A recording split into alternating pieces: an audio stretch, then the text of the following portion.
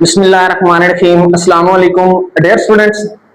आज हम FSc biology part 1 chapter 3 उसमें आज हमारा टॉपिक है क्रोमैटिन एंड क्रोमोसोम्स। इसको हम डिस्कस करेंगे। हम क्रोमोसोम्स में इसकी डेफिनेशन, कंपोजिशन, न्यूक्लियोसोम्स और हिस्टोन्स और एडेंट, इसके बाद हम इसकी टाइप्स को देखेंगे और उसके बाद हम क्रोमोसोम्स को डिस्कस करेंगे और क्रोमोसोम्स और क्रोमैटिन को हम डायग्राम के साथ देखेंगे। ओके, ठीक है। अच्छा, उसके बाद नेक्स्ट हमारे पास ये कुछ एक दो हेडिंग्स हैं, एंड पे हम इसको देख लेंगे। तो डियर स्टूडेंट्स, सबसे पहले हमारे पास क्रोमैटिन, इसकी डेफिनेशन को देखें तो क्रोमैटिन जो है न्यूक्लियस के अंदर थ्रेड लाइक स्ट्रक्चर्स हमने लास्ट टाइम भी देखे थे।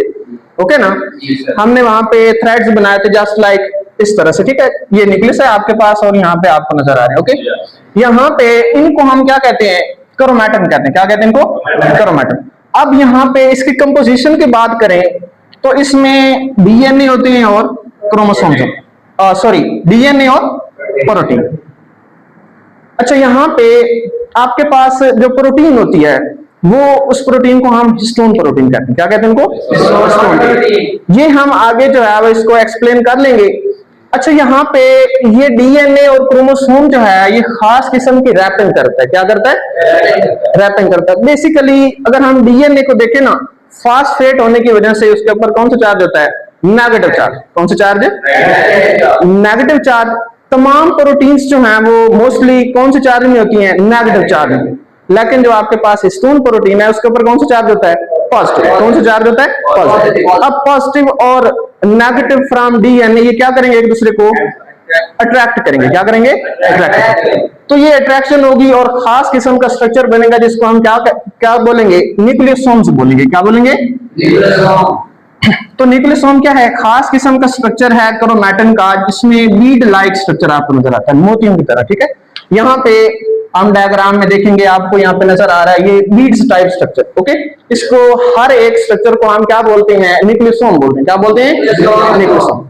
तो dear students, next histone protein जो इसके अंदर पाई जाती है न्यूक्लियोसोम्स के अंदर, ये बेसिकली स्मॉल ग्रुप है प्रोटीन का। नेक्स्ट इंटरफेस जो है, अगर हम सेल डिवीजन की बात करें तो इसके अंदर दो फेजेस आते हैं। कितने फेजेस आती हैं? दो। एक को हम इंटरफेस कहते हैं, दूसरे को माइटोटिक फेज कहते हैं। क्या कहते हैं इसको?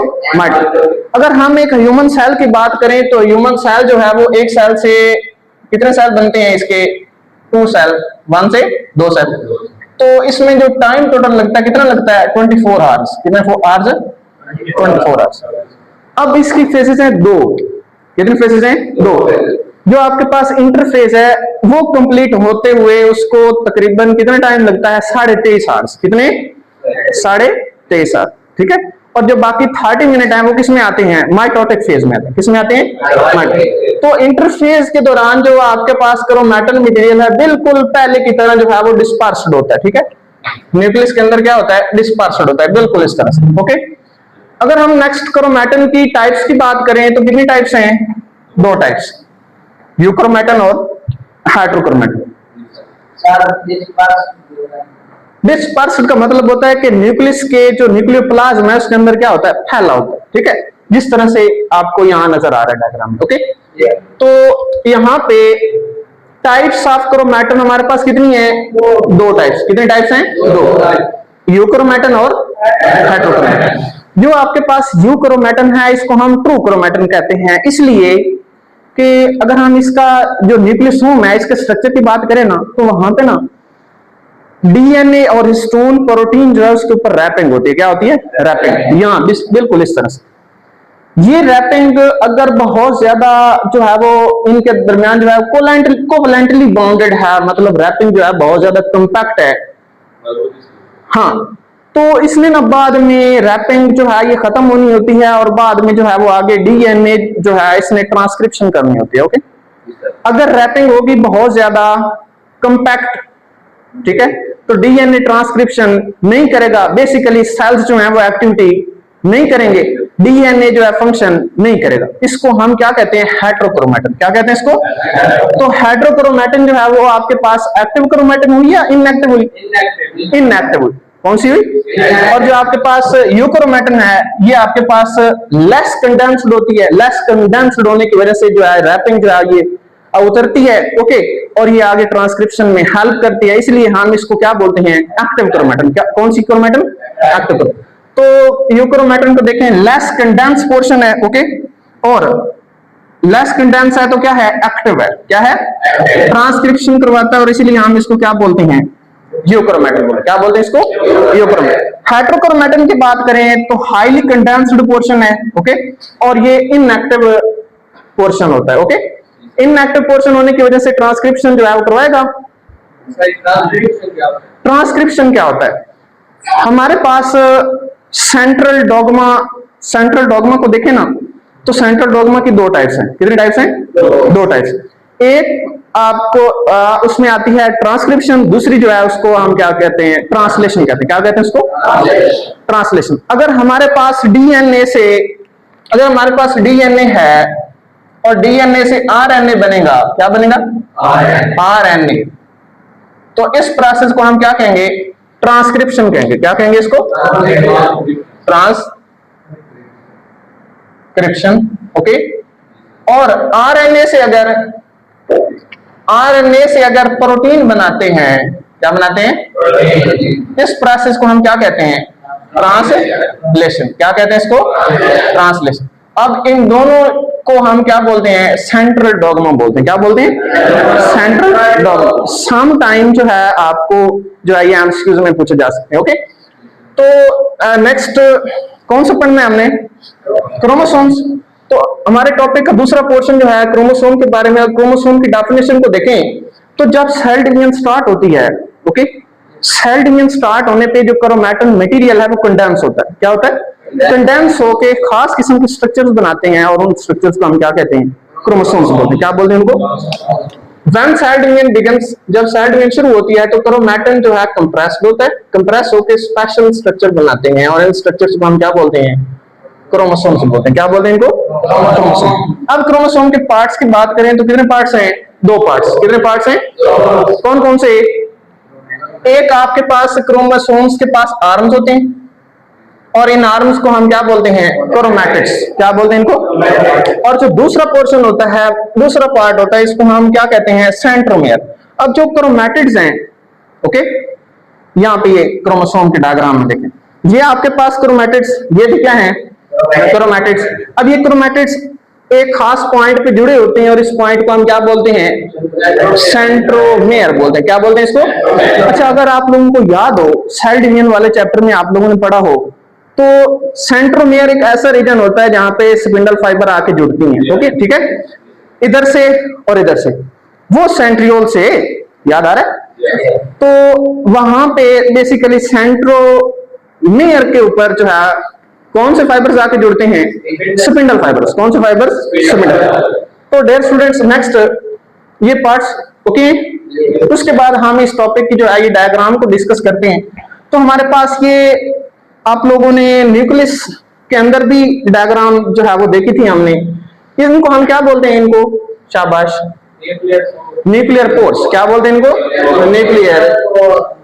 Nuclear pores, okay. और ये जो है आपके पास न्यूक्लियर एनवेलप है। क्या है? Nuclear envelope, okay. अच्छा, उसके बाद ये आपके पास जो थ्रेड्स नजर आ रहे हैं, इनको हम क्या बोलते हैं? क्रोमैटिन। क्या बोलते हैं इनको? क्रोमैटिन। अच्छा, ये जो आपके पास इस न्यूक्लियस के अंदर डार्क पोर्शन नजर आ रहा है, इस डार्क पोर्शन को आप क्या बोलेंगे? न्यूक्लियोलस बोलेंगे। क्या बोलेंगे? Nucleolus, okay, nucleolus.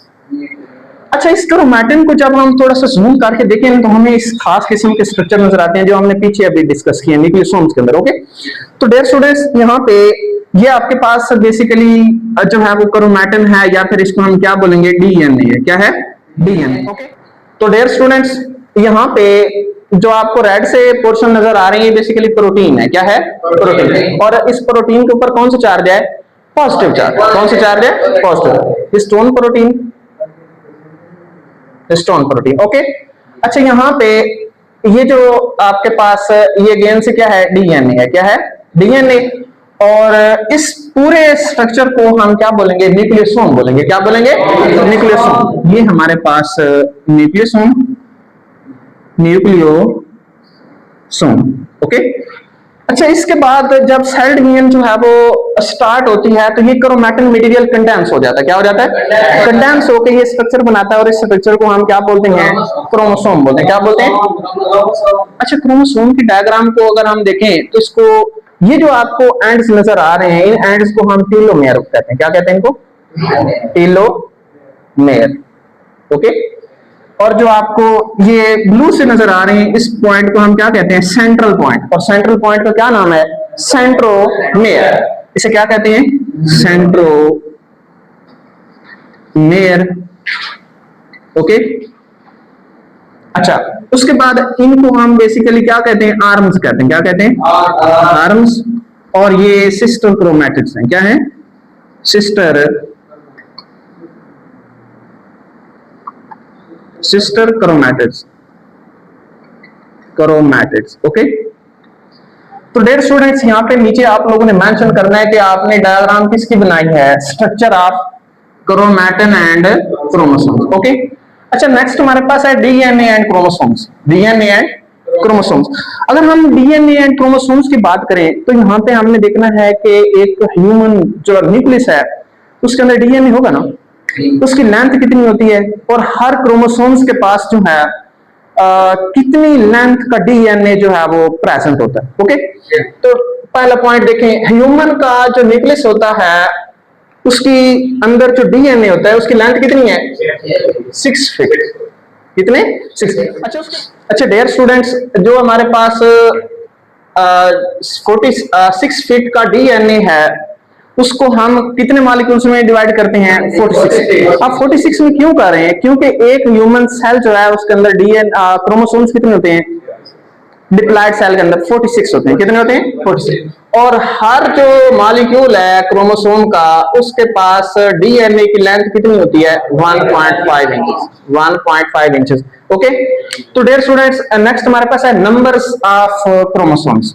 खास किस्म के जो क्रोमोसोम्स के नंबर हैं वो डिफरेंट स्पीशीज में आपको देखने को मिलेंगे। स्पेसिफिक जो नंबर्स हैं वो जो है वो पार्टिकुलर स्पीशीज में, मींस दैट कि हर स्पीशीज में जो क्रोमोसोम्स के नंबर हैं वो मुख्तलिफ होंगे। ओके। अगर हम ह्यूमन का डिप्लॉयड सेल देखें तो इसके अंदर क्रोमोसोम्स कितने होते हैं? 46। कितने? 46। उसके बाद आंट्स और राउंड वर्म्स की बात करें तो इनके अंदर क्रोमोसोम्स जो हैं वो कितने हैं? सिर्फ 2। इट मींस दैट पेयर कितने हुए? 1 पेयर। कितने पेयर हुए? 1। उसके बाद इंडियन फार्म्स जो हैं इसका, अच्छा यहाँ पे ना इंडियन फार्म का साइंसी नेम है। ओके। अब इसको क्या पढ़ेंगे? ओफियोग्लोसम रेटिकुलेटम। रेटिकुलेटम। अब सारी वर्डिंग आपको ऐसे नजर आ रही है। यहाँ पे हमने ऐसे क्यों लिखा है? क्योंकि जब आप हैंड रिटन लिखते हैं तो आप लोग बिल्कुल इसको ऐसे सीधा लिखेंगे। ओके। जो फर्स्ट पोर्शन होता है साइंटिफिक नेम का उसको हम जीनस कहते हैं। क्या कहते हैं? जीनस। और इसका जो पहला वर्ड है वो हमेशा कैपिटल होता है। ओके। और जो इसका दूसरा वर्ड होता है, दूसरा पार्ट होता है, ये किसका होता है? स्पीशी का। किसका? स्पीशी का। और स्पीशी में जो पहला वर्ड है वो स्मॉल होगा। ओके। तो इसके अंदर क्रोमोसोम्स कितने हैं? 1260। तो इसके पेयर्स कितने हुए? तकरीबन 630। ओके। तो डियर स्टूडेंट्स, ये हमारा जो है आज का लेक्चर जिसमें हमने क्रोमैटिन और क्रोमोसोम्स देखा। ठीक है, इसको डायग्राम के साथ एक्सप्लेन किया। तो डियर स्टूडेंट्स, नेक्स्ट इंशाल्लाह अगले लेक्चर में मिलेंगे। अल्लाह हाफिज। Take care.